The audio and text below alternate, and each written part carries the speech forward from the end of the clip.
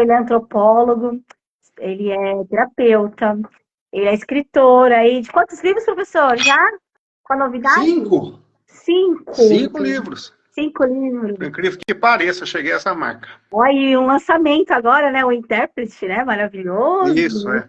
Para quem não leu ainda, Tá fresquinho.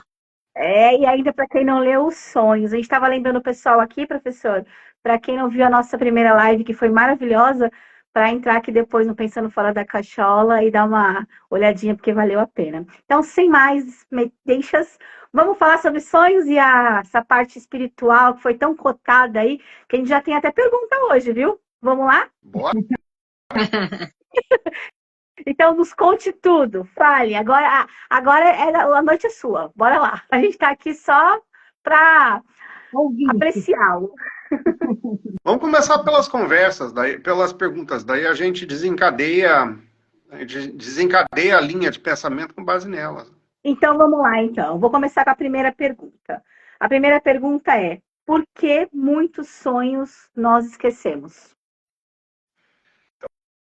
Outro dia, foi muito engraçado, foi coisa de cinema, inclusive. Uma pergunta muito interessante que a gente recebe bastante, né? Mas eu tinha tido um sonho muitíssimo complexo, mas complexo, não é só daqueles sonhos que parecem enredo de filme de drama, de mistério, de thriller, tudo misturado. E eu tinha tido esse sonho e eu estava entretido quando eu acordei com ele. Devia ser em torno de 4 da manhã, eu costumo levantar 15 para 5 para ir pedalar, né? Então deveria ser em torno das 4 da manhã, eu levantei para ir fazer xixi, né? E do jeito que eu entrei no banheiro, pensando no sonho, ele desapareceu. Olha. Então, duas coisas a gente pode concluir a base do porquê que a gente não lembra ou do porquê que a gente lembra tão pouco.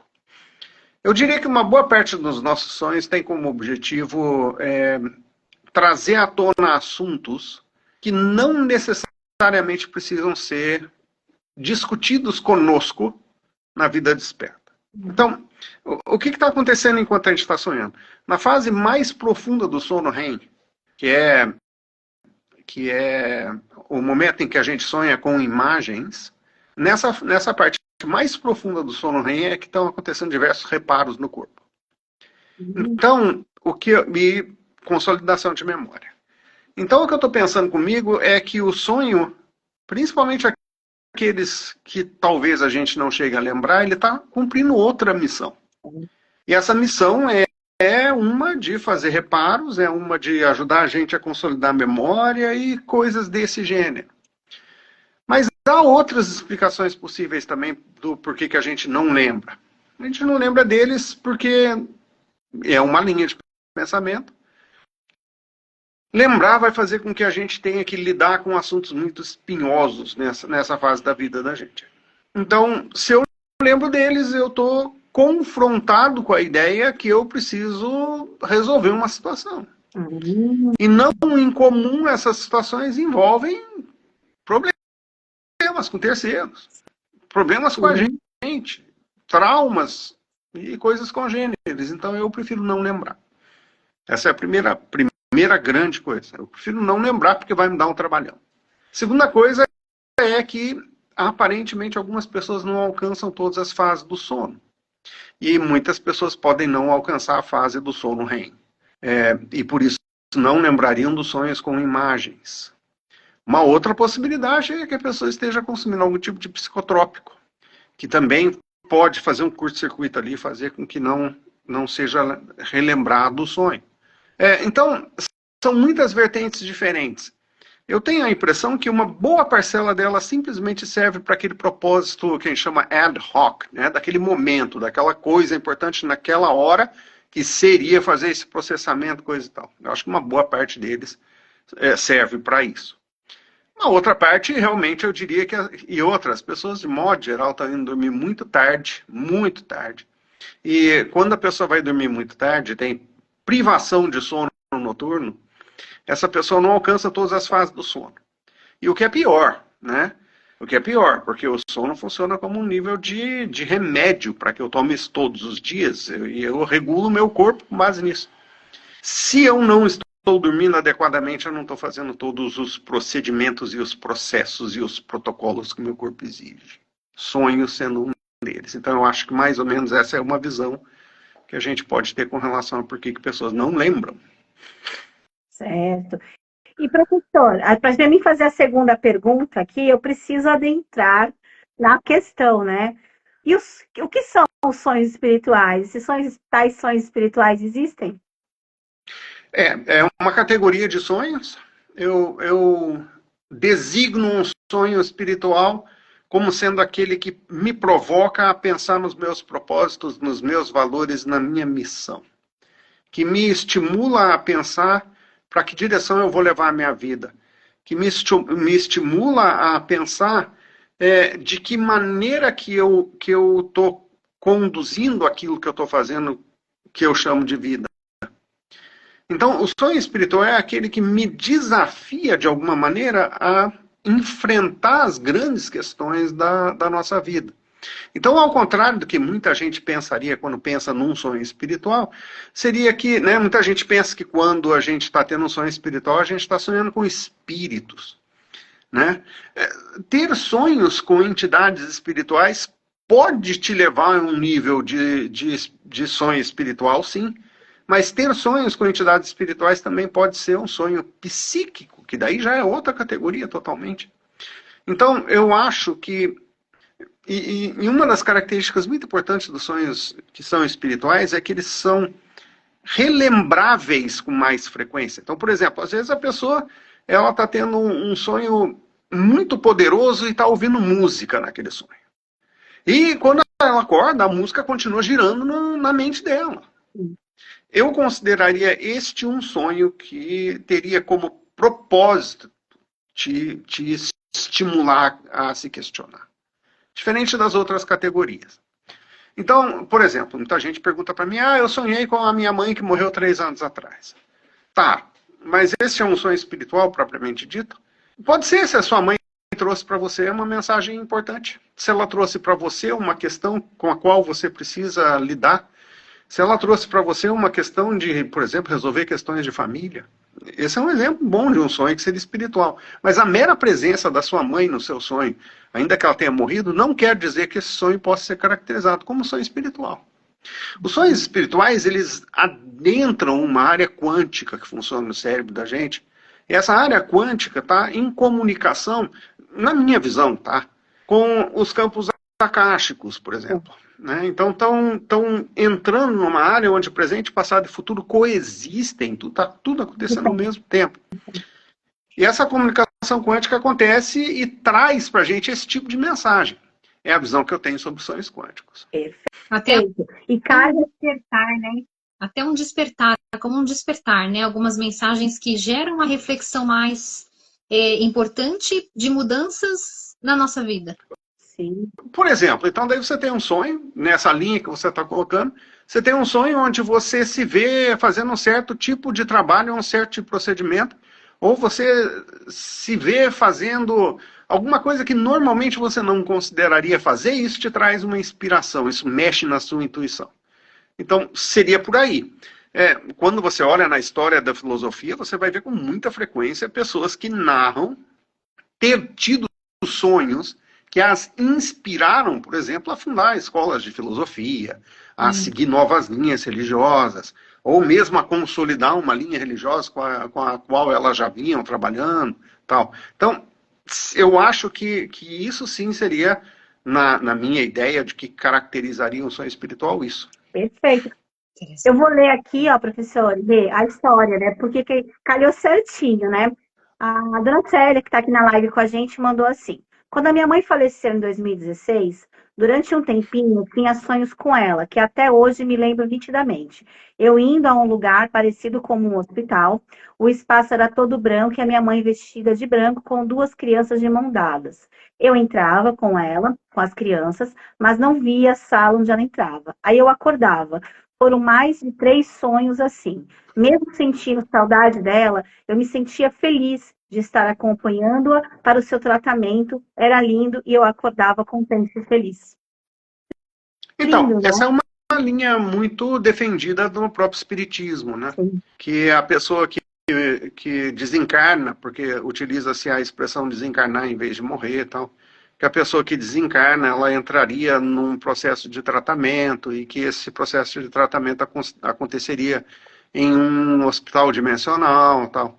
Então é uma linha muito comum dentro do espiritismo, e os espíritas com frequência têm sonhos dessa natureza, que seria o evangélico, ou católico, ou muçulmano, terão sonhos muito parecidos, que não serão explicáveis na mesma linha de raciocínio, porque não existe essa concepção nas outras escolas de religião. Escola de religião, que eu quero dizer, é aquela linha que a gente segue, os nossos dogmas e tal. Então, seria uma interpretação diferente para o mesmo tipo de sonho, ainda que concebivelmente seria talvez uma mesma conclusão às quais poderiam chegar, né? Então, quando a gente analisa sonhos, também é importante que a gente mantenha em mente o ambiente cultural em que a pessoa vive. O ambiente cultural, a linha de treinamento cultural que a pessoa recebeu desde a infância.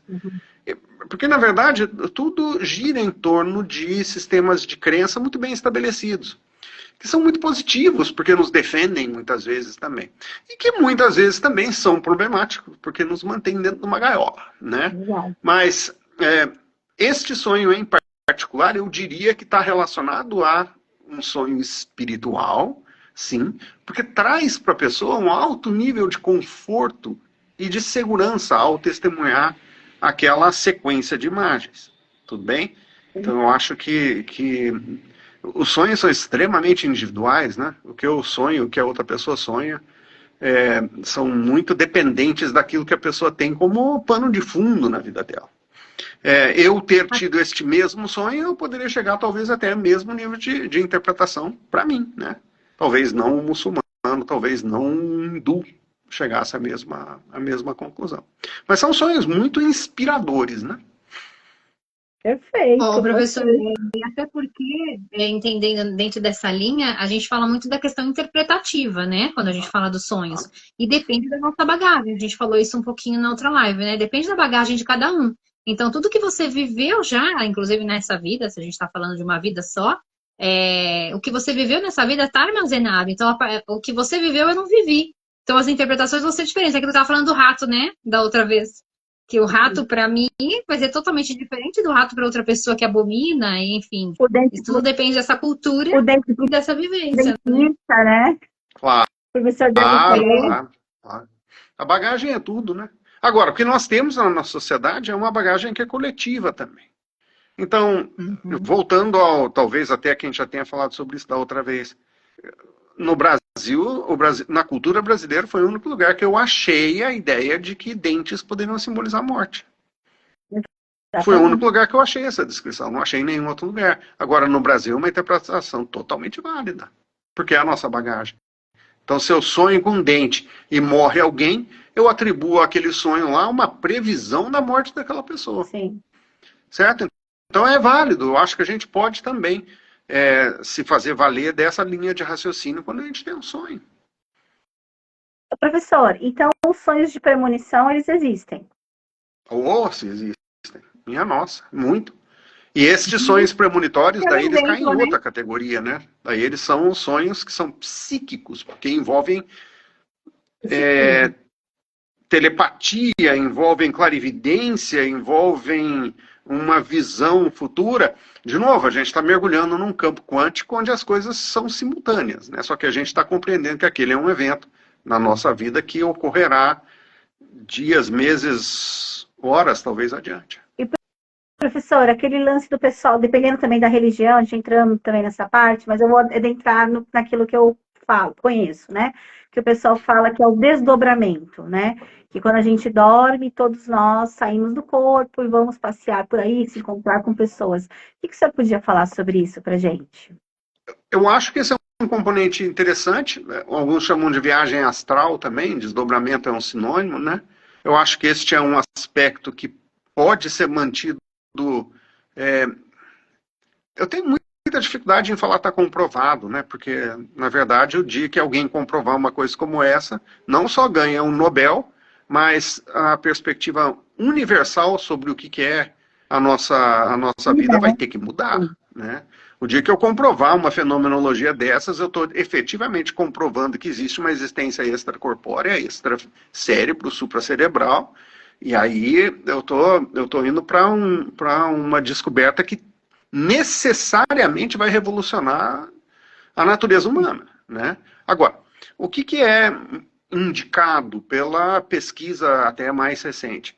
Que a nossa consciência reside fora do nosso cérebro, a nossa consciência reside, vamos chamar, numa dimensão da nuvem. Só para trazer para as pessoas que não têm, que não acompanham o tema, tal, uma noção. É como se você tivesse toda hora entrando na nuvem do Google, sabe? Toda hora você está entrando lá para buscar informação.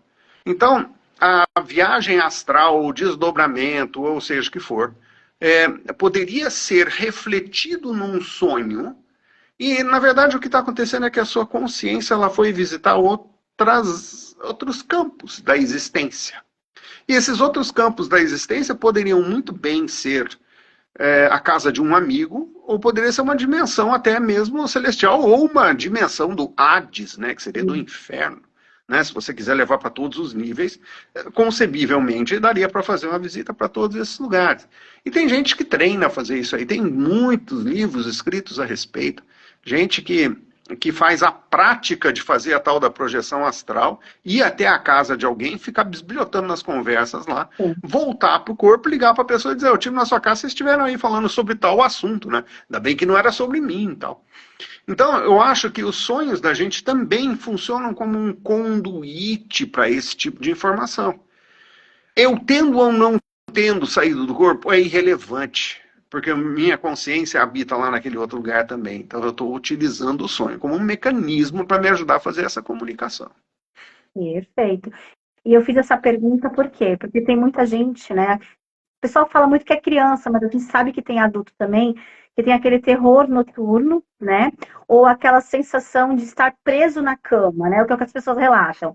Eu fiquei preso, não consigo acordar, às vezes vejo eu fora do corpo. Então, por isso que eu adentrei, né, pra gente conversar sobre esse assunto, para você também poder falar um pouquinho, porque assim, o senhor trabalha com isso, né? É legal lembrar o pessoal aqui que o professor tem o consultório dele, quem tiver problema com sonhos, com sono e demais, né? Ele é terapeuta, eu vou deixar aqui os contatos dele depois, no finalzinho, para a gente conversar. Mas fala um pouquinho, porque tem crianças e tem adultos, sim, que sofrem com isso, né, professor?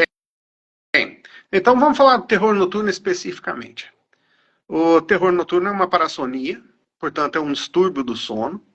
O terror noturno ele é caracterizado por pesadelos intensos.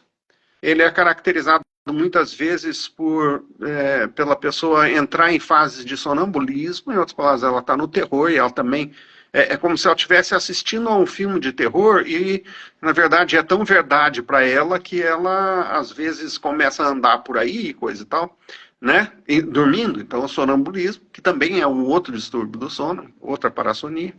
E estes sonhos, eles são tão vívidos, mas tão vívidos, mas tão vívidos que a pessoa ela fica apavorada como se fosse já e agora. É uma parassonia sobre a qual conhecemos, na verdade, pouco, como todo o resto do universo dos sonhos, né? O que eu imagino é que é uma parassonia que aparece para pessoas que ou têm neste momento ou tiveram altos níveis de trauma. Estupro, acidente automóvel, assalto, sequestro, as coisas piores da nossa existência. Agora, a pergunta é de onde vem? Deste momento da vida ou deriva dos ancestrais? E quando eu falo deriva dos ancestrais, eu estou falando de reencarnação ou eu estou falando de epigenética? Então, dou dois passos para trás e digo, existe boa evidência que a reencarnação existe. Evidência. Nenhuma prova. De novo, porque o dia que eu provar isso, eu ganho o prêmio Nobel e o mundo vai ter que mudar. Agora, existe boa evidência. A única questão que eu tenho ainda e depois de estudar epigenética, é que hoje a gente sabe que a gente herda trauma transgeracional, né? E o trauma ele não vem pelo gene mas ele vem pelo pelo campo epigenético, que está fora do gene. E a gente herda o trauma que nossa avó, nossa bisavó, nossa tetravó sofreram. Sim. Certo? Então aquele trauma ele vem embutido, ele é transmitido pela reprodução, vem geralmente pelo óvulo da mãe, né, tal, e vai passando de geração em geração. E aí a pessoa ela está sonhando com uma memória que não é dela, mas sim de um ancestral. Olha, tudo bem? E aí fantástico. embolou meio campo. Que legal. Diga. Não, é fantástico isso, porque o senhor falando assim, começa a dar margem para coisas que a gente escuta, que às vezes a pessoa fala assim, eu nunca passei por nada, eu nunca tive nada, mas na minha família teve. Exatamente o que você falou. A minha avó. Claro. Exatamente. Então, por exemplo, quando a pessoa senta comigo no consultório, a primeira coisa que eu... Na verdade, a última coisa da primeira sessão, mas a primeira coisa que a gente trabalha é num inventário de trauma. Em outras palavras, vamos fazer aqui uma retrospectiva da vida, vamos achar os lugares que foram pontos de... né, lá onde as águas mudaram o fluxo delas na vida da gente, momentos traumáticos, momentos difíceis, para ver como a gente correlaciona isso com o nível de trauma que a pessoa tem hoje que precisa ser tratado. Mesma coisa vale para a questão, por exemplo, eu uso sonhos como ferramenta sempre que eu posso. De onde está vindo esse sonho traumático em particular? De onde está vindo? Está vindo de uma experiência que eu tive aos X anos de idade, quando aconteceu tal coisa na minha vida. Me ajuda muito a iluminar o caminho da pessoa para um tratamento para liberar trauma. Mas se é transgeracional, como é que eu vou saber o que aconteceu com a minha avó, com a minha bisavó, com o meu avô, com o meu tetravô? Como eu vou saber? Porque a nossa memória ela é muito breve, né? A gente só lembra de algumas coisinhas nessa vida. Imagine dos nossos ancestrais. Mas as parassonias, me parece, que estão relacionadas a este nível mais de trauma, e aí isso se manifesta no corpo da gente. E eu tenho descrições de pessoas que têm pesadelos, que têm terror noturno, que são horríveis, né? E às vezes a gente consegue achar a raiz disso daí em poucas sessões em terapia e resolver. E aí a pessoa não tem mais esse tipo de sonho, né? A gente já trabalhou com muitas ali no consultório, de pessoas que, minha nossa, traziam sonhos recorrentes há décadas, que se resolveram quando finalmente a gente desenterrou o motivo traumático que deu origem àquilo. E as pessoas, e nesses sonhos tem pessoas que têm a sintomatologia, né? Da taquicardia, do suar. Traz tudo. Traz tudo, né? Aí inclusive uma estatística. Desculpe.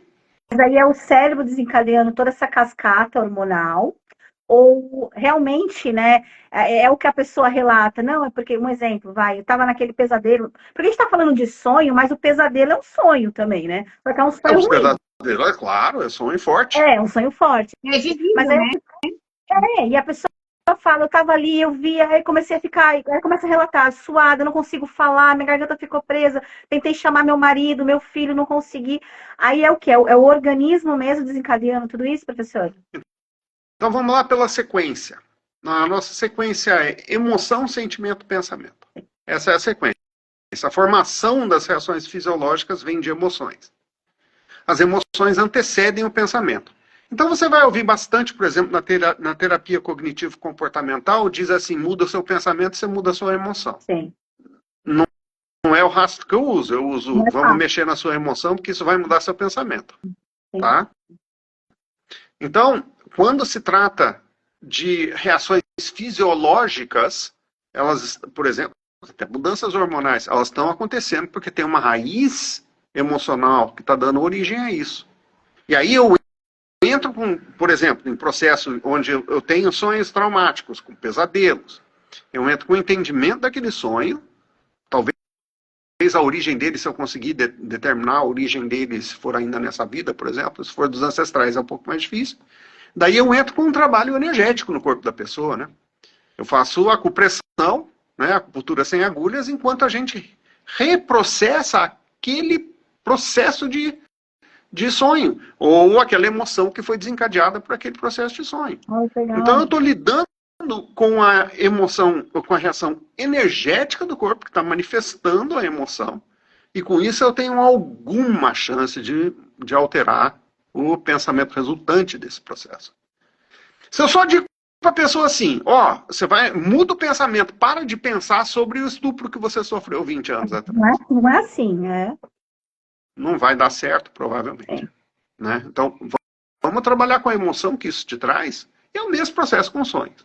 Vamos trabalhar com a emoção que te traz, vamos dar nome a essa emoção, vamos bater um papo com essa emoção, que daí o seu pensamento provavelmente vai mudar. Olha, lindo, perfeito. E tem muita gente que tem medo disso, né, Rê? É legal a gente estar falando sobre isso, porque às vezes tem pessoas que deixam de fazer a terapia, porque às vezes tem medo de uma sessão. Ah, então vou ter que dormir lá, vou ter que sonhar lá, vou ter que. Como é que vai ser isso, né? E é legal você estar relatando isso, porque, claro, não é simples como a gente imagina na prática, mas é um bate-papo, né? É um bate-papo, é isso? Não é tão difícil também, viu? Porque frequentemente, quando a gente vai abordar sensações fisiológicas, né? Então, eu estou tendo taquicardia, eu estou tendo nó na garganta, eu tenho peso nos ombros, eu tenho náuseas. Então, a gente consegue dialogar com essas emoções com muito mais facilidade do que a pessoa imagina. Então, tem um procedimento lá que eu sento com a pessoa e aí a gente vai debulhando. Ah, tá, o que você está sentindo? Eu estou sentindo ansiedade. Onde que essa ansiedade está alojada no seu corpo? Ah, essa... E tem gente que fala, né? Está na panturrilha. Existe. Certo? Ah, então vamos lá para a sua panturrilha. Ô, dona panturrilha, você que está com essa emoção aí, como é o nome dessa emoção que está alojada aí? Aí a pessoa vem com uma história. Ah, o nome dessa emoção é martelo. Por exemplo. Sim. Martelo, se vai ser um martelo, o que você está fazendo aí? E a gente desenvolve um diálogo com aquela palavra com a qual ela associou a emoção dela. E o seu martelo, o que você está fazendo aí? O que você quer? E frequentemente o martelo vai responder. Ah, você não se lembra de tal coisa? Aí você não está mais falando com o martelo, você está falando com a emoção que desencadeou. E eu falo isso como exemplo, porque tem um cliente lá que tem a convicção que ele apanhou de martelo do pai uma vez. Olha que interessante. Não é verdade, é só uma lembrança. E não é uma lembrança real. Quase todas as nossas lembranças são falseadas. Quase todas. Interessante. A pequena parcela das coisas que a gente acha que aconteceu com a gente, de fato aconteceu. Certo? Nossa. Uma pequena parcela. Então, quando eu lido com a emoção que dá origem ao meu desequilíbrio, ao meu desconforto emocional, eu tenho boa chance de regular esse processo. E sonhos são uma das principais ferramentas, em algum nível, quando a gente trabalha com eles. Né? Nossa, perfeito, que legal. Professor, deixa eu puxar uma pergunta aí para mim. É uma dúvida que eu sempre tive quando estava grávida, discuti muito com as colegas que estavam grávidas. Todo mundo diz que quando se está grávida, se sonha muito mais, se lembra muito mais dos sonhos. Você tem algum comentário sobre isso? Eu não tenho a evidência estatística disso. Agora, o que eu acho é que existe uma possibilidade real de estar acontecendo, porque o corpo da mulher está muito mais atento às mudanças e tem muitas minúcias acontecendo no corpo da pessoa que vão tornar dela alguém mais fácil de despertar, e quando você acorda, você lembra do sonho. Então é assim, o corpo está em constante mudança, ele está somatizando muita coisa, seu sono se torna mais superficial. Porque o seu sono se tornou mais superficial, a probabilidade de você lembrar de um sonho é muito maior do que se você tem um sono menos superficial. Então a gravidez pode ser um conduíte para que a pessoa, por causa até de algum nível de desconforto que isso possa trazer, ou de mudança que isso possa trazer, N outras coisas que a gravidez pode ocasionar, ela te torna mais propensa a lembrar dos sonhos. Não é que a condição da gravidez em si, né, por si só, faria com que isso fosse um fato.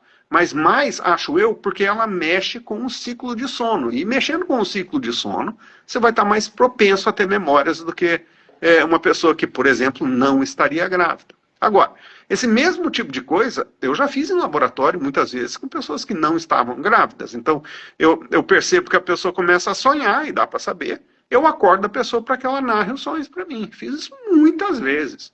E eu interferi no sonho das pessoas com choque elétrico, com gotas, com conta-gotas jogando água na testa da pessoa, tal, para estimular um sonho por meios somáticos.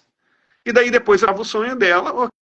O que você sonhou? Eu estava fazendo tal coisa, né? Eu não falo para a pessoa, porque ia pegar mal, né? Mas então eu estava experimentando de todo jeito com a pessoa, e a pessoa começa a ter mais facilidade de lembrar dos sonhos, porque eu estou interferindo com o momento do sono em que ela está sonhando. Tem um caso muito interessante, eu vou roubar um minuto para contar a história. Uau. A mulher estava lá, ela começou a sonhar, e a gente sabe que a pessoa começa a sonhar, porque os olhos começam a se movimentar. Eu deixei aquilo ali acontecer por algum pouco período de tempo, e aí eu fui lá com conta-gotas e tchum, tchum, comecei a pingar água na testa dela, tchum, tchum, enquanto ela sonhava, a água ia, e a água estava escorrendo para todo lado, e eu começando a ficar já com algum nível de dó, né, porque sacanagem, eu estou interferindo no processo de sono da pessoa. E aí passou um tempinho, eu decidi que estava na hora de parar de fazer aquilo, acordei a mulher e ela me começa a narrar um sonho que ela estava surfando num lago no meio do deserto. Certo? E aí ela começa a narrar que ela está ouvindo a música que era o tema da Coca-Cola, que naquela época nos Estados Unidos era Catch the Wave, pegue a onda. E ela está surfando no deserto, num lago. Eu morava perto do deserto, de fato. Ela está surfando naquele lago lá, e o rosto dela no sonho está todo molhado. Aí, quando ela finalmente percebeu, eu estou toda molhada, o que está acontecendo aí? Eu descrevi para ela qual que era a técnica que eu estava usando naquele momento. Lógico, depois de uma série de palavrões, ela narrou o sonho dela e tal, né? Mas é uma coisa muito interessante. E eu faço uma correlação disso com gravidez e outros processos fisiológicos que interferem na qualidade do sono da gente. Bem legal, muito legal. Professor, deixa eu fazer uma pergunta que tem aqui também, caindo para essa parte da espiritualidade de novo. O pessoal conectado nisso também, né? O pessoal fala muito assim, né? Na parte espiritual da coisa, que às vezes o pessoal sonha com um ente querido se for do merecimento dos dois, né? E tem muita gente que passa a vida querendo sonhar da mesma forma que passa a vida querendo uma cartinha, alguma coisa, e não consegue. A gente pode falar sobre isso também? Ótima pergunta. A gente volta para o mesmo princípio. Então, as pessoas que são da linha espírita terão esse sonho ou não terão esse sonho com alguma frequência, terão ou não terão esse sonho com alguma frequência, certo? E o anseio da pessoa de entrar em contato com aquela pessoa que se foi é tão grande, tão grande, tão grande, que ela gostaria de receber uma mensagem para saber se a pessoa está bem, coisa e tal. Eu acho que a quase totalidade dos sonhos que a gente tem com falecidos é lamber ferida, é saudade, não se trata da minha comunicação com aquela pessoa, não digo que não acontece, eu digo que é raro. E a pessoa que quer muito conversar com a pessoa que está do lado de lá e não consegue, muito provavelmente pela própria ansiedade, ela tá subindo com uma barreira que impediria que esse sonho acontecesse. Não vejo como, de novo, vamos voltar para as linhas espirituais, para as tradições e tal. Vamos supor que antes da morte da minha mãe, eu tive uma rusga grande com ela e não deu para eu resolver aquela rusga no leito de morte. Ela morreu. Eu fiquei com a culpa e com o arrependimento. Eu não sonho com ela e eu me culpo pelas minhas ações. E eu digo, não é do merecimento, porque a minha mãe lá do lado de lá carregou a mágoa comigo. Certo. E aí eu fico pensando, por que a gente traz tanta característica humana para uma dimensão que não é mais humana? Exatamente. Por que eu tenho que colocar Deus como um velhinho de barba branco, sentado num trono, segurando uma bengala de ouro? Não faz sentido, do ponto de vista nem da simples lógica. Eu estou trazendo muitos aspectos que são puramente humanos para uma dimensão que é não humana. Agora, a minha tradição espiritual diz que é isso que acontece. Porque eu estou muito envolvido com essa tradição espiritual, meu cérebro vai receber ou não uma mensagem e eu vou interpretar dessa forma. Porque faz parte do meu aprendizado desde a infância. Se você fizer a mesma pergunta para um hindu, cuja mãe reencarnou numa vaca, certo? Porque é o que eles estão falando. A minha mãe pode ser essa vaca aí, então, né? Então, esse aspecto interpretativo não tem validade. Agora, vamos combinar. são mais de 1 bilhão de hindus. Eles não estão tendo esses sonhos. Por quê? Por que só... E aí você entra em outras linhas. Por exemplo, por que só o pentecostal, uma linha do evangelismo, tem lá o poder de falar em línguas? Certo? E eles falam, eles começam a orar e eles estão usando uma língua que não é mais português. Mas por que só no pentecostalismo isso acontece? Então por que seria só na ala espírita onde a gente teria este tipo de processo emocional, mental e de sonhos? Certo? Agora, não vou descartar, porque tem um número muito grande de pessoas que estão seguindo essa tradição. E para essas pessoas isso pode ser verdade. Sim. Certo? Sim. Mas a não existência não quer dizer que não seja verdade. Ou a existência não quer que seja verdade também. Sim.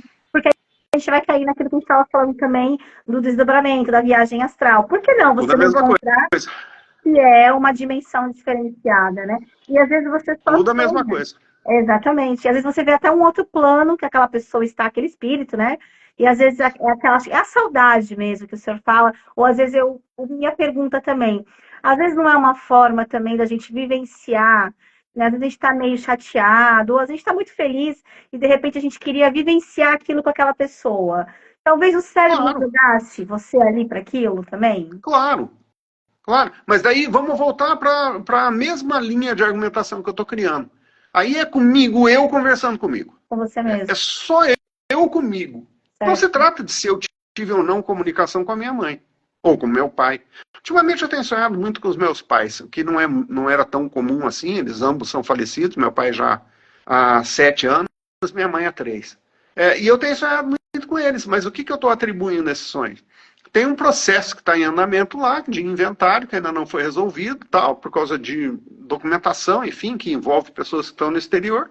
Então, eu estou sonhando com eles na visão que em algum momento esse processo todo vai se desamarrar e eu vou conseguir vender a casa lá. Certo? Eu não estou achando aqui que eu estou conversando com meu pai nesse sonho. Eu estou achando que ele representa um processo que está acontecendo lá. Sim, sim. Mas eu excluo a possibilidade de ele estar vindo aqui puxar o meu dedão enquanto eu estou dormindo? Não estou excluindo. É possível. Não é provável, ainda mais conhecendo meu pai. Com certeza. Professor, tem que puxar para o nosso lado aqui, né, Fê? Quando o professor estava falando das questões da epigenética, né, e das vivências das gerações, das outras gerações, eu penso aqui, me passou pela cabeça a questão dos nossos pacientes que têm alterações comportamentais importantes, né, que passaram por, às vezes, até a própria gestação dessa mãezinha foi complexa, né? E aí eles vêm com traumas que a gente não consegue entender e às vezes de difícil tratamento, né? E às vezes isso é extremamente comportamental se a gente pensar nos animais, né? A gente não precisa nem ter essa conversa, esse nosso bate-papo de eu gostaria de tal coisa. Eles deixam que as coisas sejam extremamente naturais. E a gente traz essa informação aí dos antepassados na questão dos animais, ou pelo menos da vivência da mãezinha, né? Não tem nenhuma dúvida disso. E dá a vozinha também. Já volto. Peraí que eu vou pegar um livro, porque quem entrou nessa discussão aqui, comecei a ler hoje. Peraí que eu já volto. Peraí. Tá bom. E indo nessa mesma linha, por exemplo, no sábado agora, eu fiz uma palestra sobre morte. Essa palestra, ela foi uma palestra, digamos assim, iluminadora para quem esteve sentado comigo lá, né? Porque quase ninguém conhece as etapas que o corpo segue quando ele começa a se desligar. E era uma palestra para pessoas da área da saúde.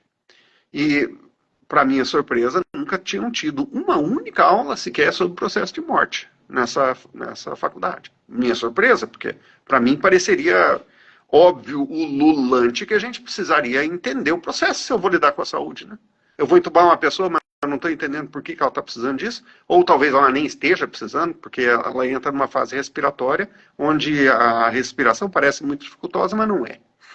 Certo? Então, aí, trazendo para a área de vocês, o processo de morte dos animaizinhos é idêntico ao humano, é idêntico. Então, você começa a ver alteração na locomoção, você começa a ver a alteração na atenção do bichinho, você começa a perceber que ele não consegue mais controlar a temperatura corporal como controlava antes, daí embaixo do sol está tremendo, você começa a perceber que a atenção do bichinho às vezes está voltada para um cantinho lá em que não tem nada e não adianta você chamar o bichinho porque ele não olha para você, mas na verdade ele está olhando fixo para um cantinho lá. Minha ideia é que ele está vendo uma coisa que nem eu nem você sabemos que é, certo? E é do nível de consciência dele, ou talvez seja mesmo a mãezinha dele lá esperando por ele. Ó, vou mostrar para vocês aqui, ó. Comecei a ler hoje A Alma dos Animais, de Ernesto Bozano. Você já ouviu falar? Já viu, Rei? Não, ainda não. E exatamente Já vi, mas não li. Esse livro vem dizer sobre isso, sobre a psique dos animais, sobre a influência que eles têm nos nossos sonhos, como existem animais que podem trazer aquela premonição para nós, tutores que sonharam com a morte do animal, ou o animal morrendo em algum local, né? Então, o primeiro capítulo é isso, é o senhor na casa dele sonhando na madrugada e realmente o cachorrinho tinha escapado e ele estava morrendo no pântano mesmo. Então, essa ligação, essa frequência com o tutor, essa coisa quântica mesmo, esse emaranhamento que a gente fala, né, quântico, né? Então, assim, vou deixar essa dica aqui, porque calhou certo, o senhor hoje está conectado, total. Tudo que mas isso aí que a gente chama de emaranhamento, né? As coisas... Nenhuma dessas coisas está com ponta solta, não. Só a gente pensa que tem coincidências na vida. Não tem, não. Professor, ó, a Dani está aqui, é a Luz da Nick. Ela está falando assim, ela colocou assim, o subconsciente pode influenciar nos nossos sonhos? O que pode influenciar? Não ouvi? Subconsciente. É preciso daí definir o que é consciência, subconsciência e inconsciência, né?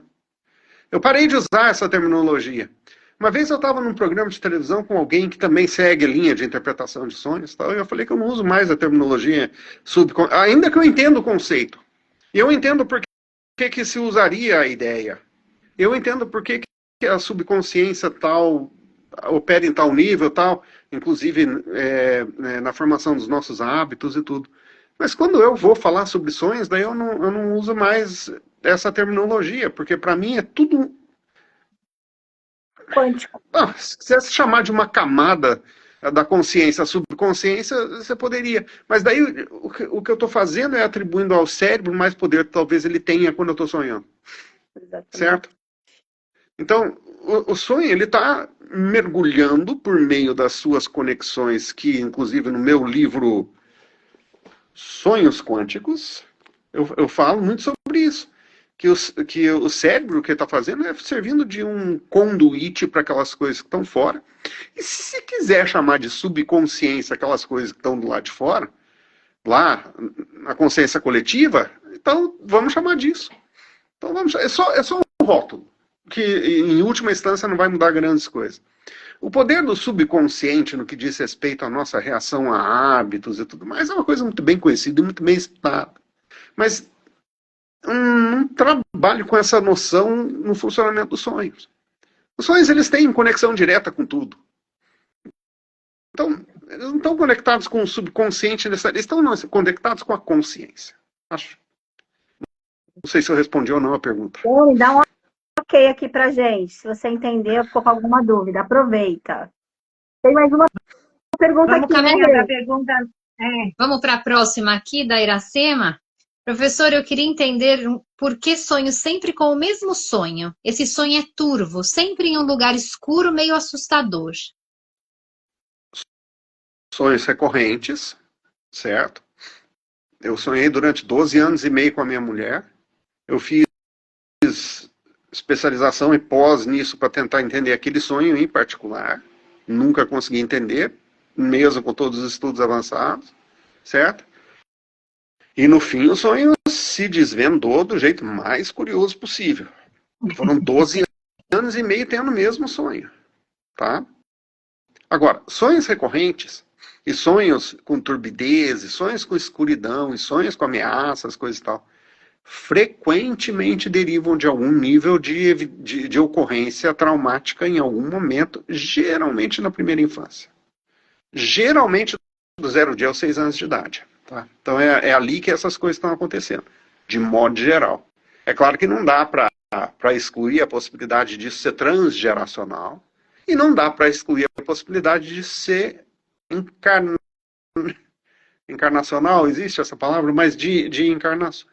Mas a minha experiência dita que os sonhos recorrentes, esses que são mais impressionantes e assustadores, estão relacionados a eventos de infância que ficaram girando na mente da gente e aquele fragmento de personalidade nosso da infância está lá ainda martelando na gente. Ó, lembra aquele dia? Lembra aquele dia? Por exemplo, a mulher vivia tendo um sonho que Hitler em pessoa perseguia. É um sonho que eu narro bastante, porque ele é um exemplo Sim.